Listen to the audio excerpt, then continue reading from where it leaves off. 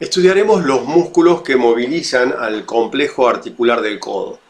Y como lo hacemos habitualmente en los videos de miología, vamos a compartir algunos principios básicos y elementales que nos permitirán entender mejor la lógica del movimiento humano.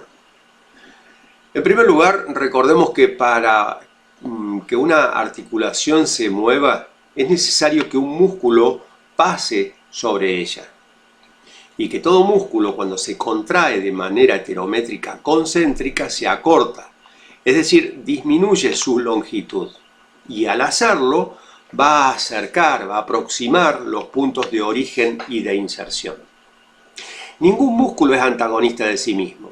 Este principio, por más obvio que parezca, es necesario reforzar esta noción para los estudiantes que recién comienzan con el estudio de la anatomía funcional. Y con esto queremos expresar que si un músculo flexiona, produce la flexión de una articulación, el mismo músculo no la va a extender, debido a que ningún músculo aleja los puntos de origen e inserción. Como ya fue dicho, al contraerse se acorta y al acortarse va a aproximar esos puntos de origen e inserción, aproximando obviamente a ambos segmentos óseos que ese músculo está vinculando. Tomamos como ejemplo una flexión, en donde el movimiento de extensión, el movimiento opuesto, estará a cargo de otro músculo con función antagónica al que realizó la flexión. Otro aspecto que hay que considerar cuando se realizan análisis de las acciones musculares o análisis del movimiento es pensar que, o tener en cuenta si esa acción muscular está venciendo a la carga, la carga que moviliza, como en el caso de las contracciones heterométricas concéntricas, o si ese movimiento está determinado por la fuerza de la gravedad, como en el caso de las contracciones heterométricas excéntricas, en las cuales la acción muscular es superada por la fuerza de la gravedad, o sea, por la carga. Otros conceptos que son necesarios de tener claros para interpretar adecuadamente lo que diremos a continuación son las nociones de bíceps y tríceps.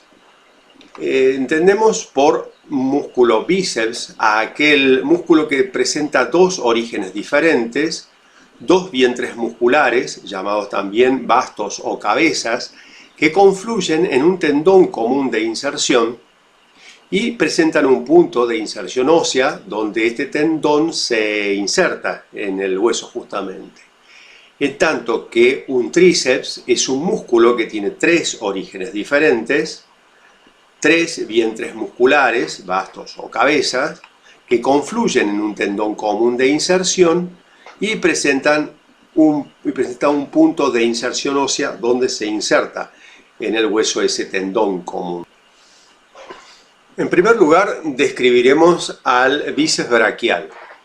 Como se puede observar, el bíceps braquial es un músculo biarticular que ejerce su acción sobre las articulaciones escapulohumeral y sobre el complejo del codo que analizaremos en este trabajo.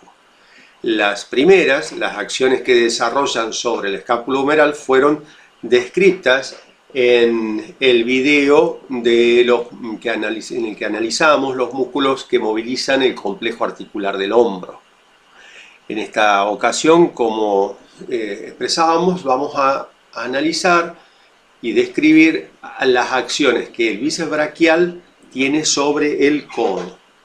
Recordemos que este músculo, bueno, por la definición que acabamos de expresar, tiene dos orígenes diferentes que dan lugar a una cabeza larga y a una cabeza corta. La cabeza larga se origina en el tubérculo supraglenoideo de la escápula y se llama así cabeza larga en referencia al mayor recorrido que tiene en relación a la otra cabeza, la cabeza corta. ¿Y en qué consiste ese mayor recorrido? Se refiere a lo siguiente, que desde el tubérculo supraglenoideo de la escápula va a rodear a la epífisis superior del húmero, pasando por la corredera bicipital, que recordemos la osteología, es ese canal que se encuentra delimitado por el troquín medialmente y el troquíter lateralmente. Entonces decíamos que pasa por la corredera bicipital para luego sí tomar una dirección descendente en busca del punto de inserción. Por su parte, la cabeza corta se origina en la apófisis coracoides, pero con un recorrido más corto, como su nombre lo expresa, un recorrido de menor longitud, va directamente en busca del tendón común de inserción que va a anclar a ambos vientres a la tuberosidad bicipital del radio.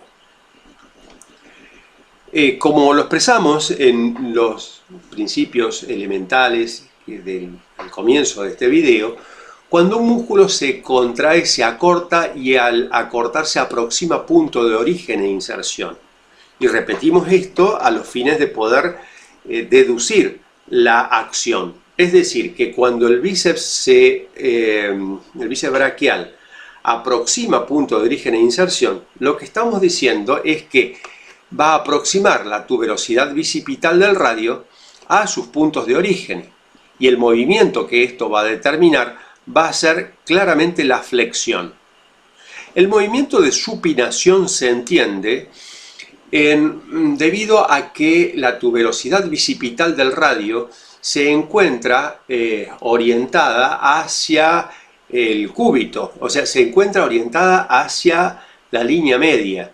Es decir, que cuando este músculo aproxima punto de orígenes e inserciones, va a alinear esta tuberosidad bicipital del radio con la apófisis coracoides y con el tubérculo supraclenoideo de la escápula. Y en esa aproximación de punto de origen e inserción va a producir esa rotación externa en la que consiste la supinación del codo.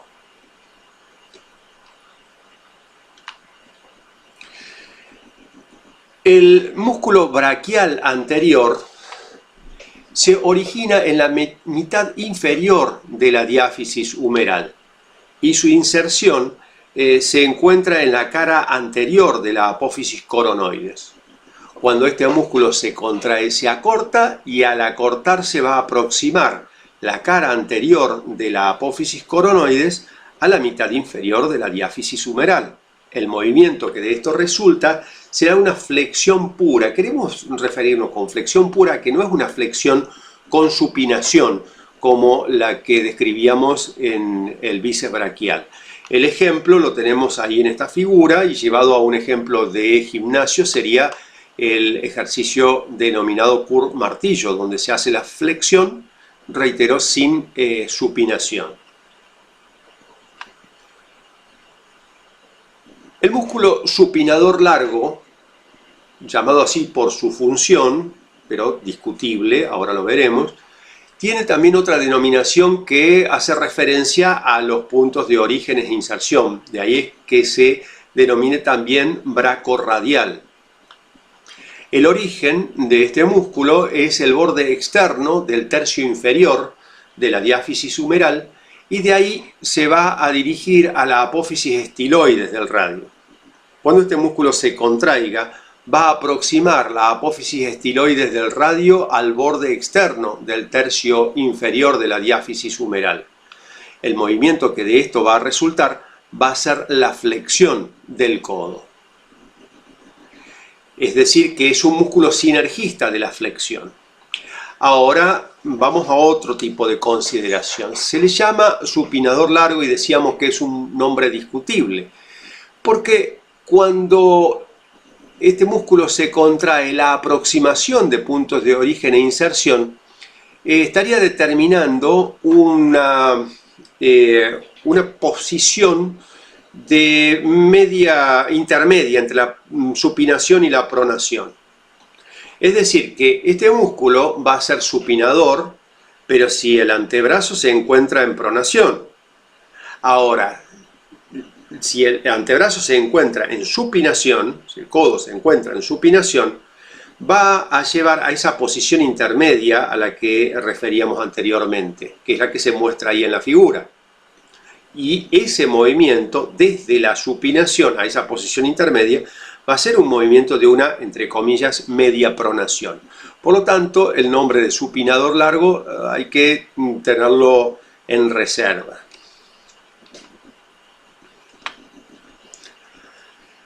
Otro músculo que mueve el complejo del codo es el supinador corto.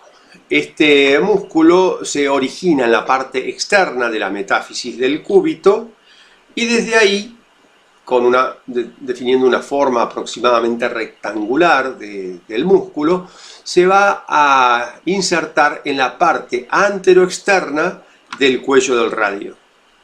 Siguiendo la misma lógica para deducir las acciones musculares, vamos a decir que cuando este músculo se contrae, se acorta y va a aproximar su punto de origen su punto de inserción al punto de origen.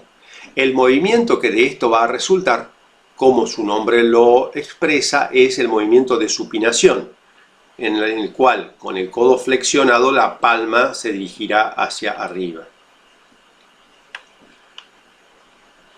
El pronador redondo es un músculo que se origina en la epitróclea humeral.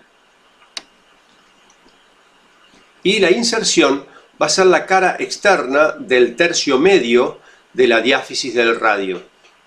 Observemos también que, además de la dirección oblicua de este músculo, con lo cual vamos a ir deduciendo la acción pronadora del músculo, este músculo también atraviesa la articulación del codo, el complejo del codo. La acción que va a tener, entonces, va a ser la pronación y va a ser sinergista en la flexión del codo, por lo que venimos mencionando ya prácticamente de manera regular cada vez que hacemos análisis de las acciones musculares, al aproximar su punto de inserción al punto de origen, cuando este músculo se contraiga.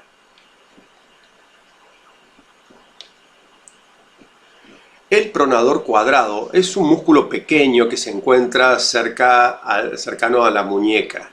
Se origina en la cara anterior del cúbito y también ahí, como su nombre lo indica, con una forma aproximada a la de un cuadrado, va a dirigirse a la cara anterior del radio para insertarse en esa zona. La contracción de este músculo va a determinar la aproximación del punto de inserción al punto de origen, y el movimiento que va a determinar es el de pronación, es decir, con el codo flexionado la palma se orientará hacia abajo. Va a ser un sinergista del pronador redondo. El principal extensor del complejo del codo es el tríceps braquial. Y un tríceps, por la definición que vimos al principio, es un músculo que tiene tres orígenes diferentes que van a confluir a través de un tendón común de inserción en una zona de anclaje al hueso. Veamos ahora cómo esa definición general se aplica a esta particularidad. Este tríceps braquial vamos a encontrar, por lo que acabamos de decir, tres orígenes diferentes. Un vasto largo que se va a originar en el tubérculo infraglenoideo de la escápula, con lo cual también vemos que es un músculo biarticular que presenta influencias, si bien menores, sobre la articulación escápulo-humeral. Aquí vamos a analizar, como venimos haciéndolo, las influencias sobre el codo. El vasto externo, segundo de los vastos que conforman el tríceps braquial, se origina en la mitad superior y externa de la cara posterior de la diáfisis humeral. Mitad superior y externa de la cara posterior de la diáfisis humeral. Y el último vasto, el vasto interno, se origina en la mitad inferior e interna de la cara posterior de la diáfisis humeral. Mitad interna, inferior, de la cara posterior de la diáfisis humeral. La complejidad de la expresión exige que vayamos más lento en la expresión para que a medida que se va siguiendo el dibujo se vaya pudiendo comprender con precisión los conceptos que queremos compartir. Estos son los orígenes, los tres orígenes diferentes que definen a este tríceps braquial. Y los tres bastos se van a confluir en un tendón común de inserción que se va a anclar al hueso, al cúbito particularmente, en la cara posterior del olecranon. Ese va a ser el punto común de inserción de los tres bastos. Como decíamos, la acción que vamos a analizar en este video es la que tiene sobre el codo. Y cuando este músculo se contraiga, va a aproximar la cara posterior del olecranon a los puntos de origen, determinando un movimiento de extensión del codo.